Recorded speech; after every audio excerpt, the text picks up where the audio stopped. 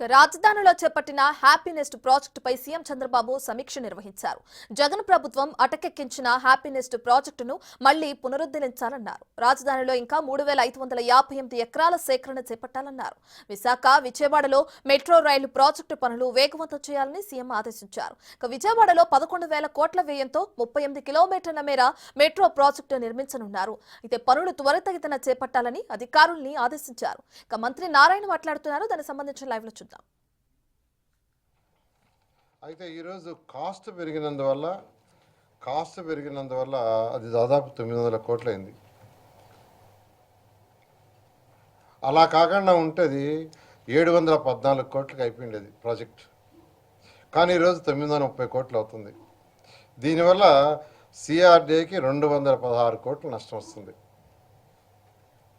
CRDA project అయితే take up చేసిందో 12 టవర్లు 14.4 ఎకరాల్లో 12 టవర్లు 1200 యూనిట్స్ G+18 ఫ్లోర్స్ అంటే మొత్తం 19 ఫ్లోర్స్ 714 కోట్లకు ఆ రోజు కన్స్ట్రక్షన్ చేసేటట్టుగా మొదలు పెడితే దాన్ని గత ప్రభుత్వం నెగ్లెక్ట్ చేయటం వల్ల ఇప్పుడు 930 కోట్లు అవుతుంది. బట్ ఎవరైతే బుక్ చేసుకున్నారో వాళ్ళ కమిట్మెంట్ని మనం తప్పకూడదు.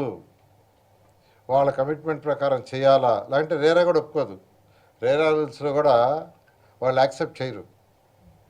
కాబట్టి అది మనం ఇవ్వాల్సిందే. ప్రజలకు మాట ఇచ్చిన తర్వాత మన మీద నమ్మకంతో కేవలం 1 అవర్లో ఒకే 1 గంటలో అన్ని హౌసెస్ బుక్ చేసుకున్నారంటే మన మీద ఎంతో నమ్మకం ఉంది. కాబట్టి బర్డన్ అయినా 216 కోట్ల అడిషనల్ బర్డన్ అయినా పూర్తి చేయమని సీఎం గారు ఈరోజు క్లారిటీ ఇచ్చారు. దాన్ని ఇమీడియట్గా టెండర్ పిలవబోతున్నారు. పిలిచి వీలైన తొందరలో అది కంప్లీట్ చేసి ఎవరైతే ఆ రోజు హ్యాపీనెస్ ప్రాజెక్ట్లో బుక్ చేసుకున్నారో వాళ్ళందరికీ మాట చెప్పిన ప్రకారం హౌసెస్ ఇవ్వటం జరుగుతుంది. దానికి ఈరోజు క్లియరెన్స్ ఇచ్చారు. మూడవది అమరావతి క్యాపిటల్ సిటీ. మీకు తెలుసు ఇక్కడ ఆ రోజు 2014లో దీన్ని అనౌన్స్ చేసినప్పుడు అమరావతి క్యాపిటల్ సిటీగా ల్యాండ్ లేదు. ల్యాండ్ పుల్లింగ్కి 2015 జనవరి 1 నోటిఫికేషన్ ఇచ్చాం.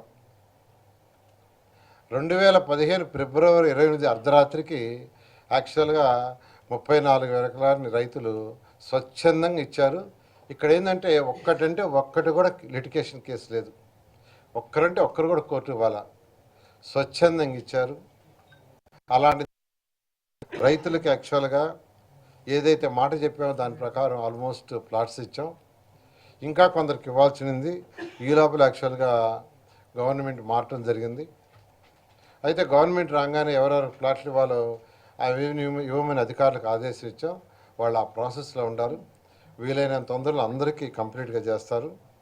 అయితే కొద్దిమంది అప్పుడు ల్యాండ్ పుల్లింగ్కి ఇవ్వలేదు, ఇప్పుడు ల్యాండ్ అంటున్నారు. అయితే మాకు ల్యాండ్ ప్లాట్లు ఎక్కడ ఇస్తారని అడుగుతున్నారు. అంతకుముందు అయితే లేఅవుట్, ఇప్పుడు అందరూ రావట్లేదు కదా ఒకేసారి, ఒక్కొక్కరు వస్తున్నాం కదా. మాకు ఎలా అంటే ఒకటే చెప్పాం, ఎవరైతే ఫస్ట్ వస్తారో ఫస్ట్ ల్యాండ్ పుల్లింగ్కి ఇస్తారో వాళ్ళు ఉన్న సైట్లలో ఫస్ట్ ప్రిఫరెన్స్ వాళ్ళకి ఇస్తామని చెప్పడానికి ఈరోజు అథారిటీ మీటింగ్లో పెట్టాము.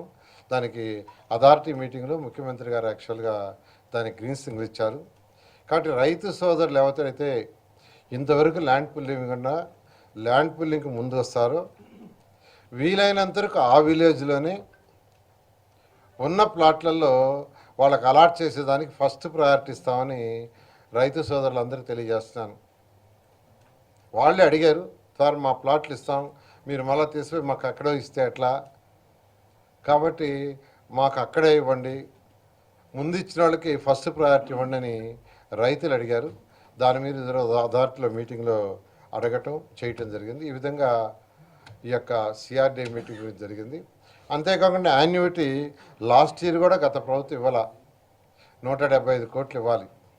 ఈ ఇయర్ మళ్ళీ 225 కోట్లు యాన్యుటీ ఇవ్వాలి. ముఖ్యమంత్రి గారిని అడిగాం. ఫస్ట్ ఒక ఇన్స్టాల్మెంట్ లాస్ట్ ఇయర్ ఇవ్వాల్సింది ఇమీడియట్గా ఇవ్వమని ఫైనాన్స్ డిపార్ట్మెంట్కి ఆదేశించారు. వచ్చే నెల అంటే సెప్టెంబర్ 15 లోపల లాస్ట్ ఇయర్ ఇవ్వాల్సిన 175 కోట్ల యాన్యుటీ రైతులకు ఇవ్వడం జరుగుతుంది. అయితే ఈ 225 ఈ సంవత్సరం కూడా కొద్దిగా ఖజానా చూసుకుని, ఖజానా అంతా ఖాళీ అయిపోయింది, అంతా అడ్జస్ట్మెంట్సే, ఎక్కడికక్కడ మ్యాచింగే. ఫైనాన్స్ సెక్రటరీకి అయితే సీఎం గారు ఈ నెలలోనే ఇచ్చేయమంటే రేపు 1వ తేదీ పెన్షన్స్ ఇవ్వాలి సార్. ఆ పెన్షన్స్ ఇచ్చిన తర్వాత నెక్స్ట్ కలెక్షన్స్ రాగానే అడ్జస్ట్ చేసి ఫస్ట్ వీళ్ళకే ఇస్తామన్నారు. ఈ విధంగా ఈరోజు ప్రతిదీ అడ్జస్ట్ చేసి ఇవ్వాల్సి వస్తుంది. అందువల్ల రైతు సోదరులందరికీ మరొకసారి చెప్తున్నాను, వీలైనంత తొందరలో ఈ 2వ తేదీ అయితే ఇవ్వాలో ఈ సంవత్సరం పెండింగ్ది దాన్ని కూడా ఇవ్వటం జరుగుతుందని కొద్దిగా ఓపిక పట్టమని నేను అందరిని రిక్వెస్ట్ చేస్తున్నా. మరొకటి metro Vijayawada and Visakhapatnam metro రైలుకు సంబంధించి రీఆర్గనైజేషన్ యాక్ట్లో పొందుపరిచారు. రాష్ట్రాలు విడిపోయినప్పుడు రీఆర్గనైజేషన్ యాక్ట్లో రీఆర్గనైజేషన్ 2014 దాంట్లో దీన్ని పెట్టడం జరిగింది.